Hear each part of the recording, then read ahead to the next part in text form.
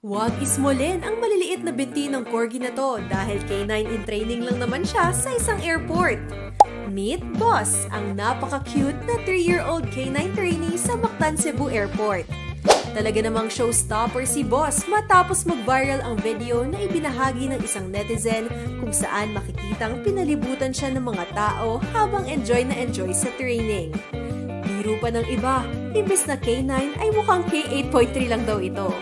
Ayon kay Di Verano, ang Head of Corporate Affairs ng airport, noong una ay tinuturuan lang ng obedience training si Boss ng kanyang K9 handler na si Sir Emil de la Cruz bilang request ng kanyang owner.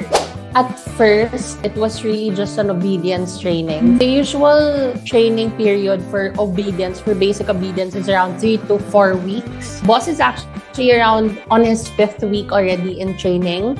The K9 handler actually saw potential in him to be K9 himself.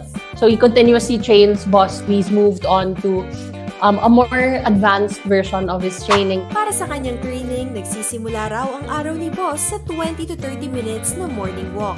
Paraan daw kasi ito para maging familiar siya sa paligid ng terminal. Pagkatapos niyan, diretso na siya sa bomb sniffing exercise. Dahil 2 oras lang ang duty ng K9 dogs, limitado rin dito ang training ni Boss kada araw. Noong una pa nga ay medyo pasaway at takot pa si Boss. Pero sa paglipas ng panahon, naging confident na siya at successful niya namang natapos ang 4-week obedience training. Bukod kay Boss, meron pa siyang kasamang cute na K9.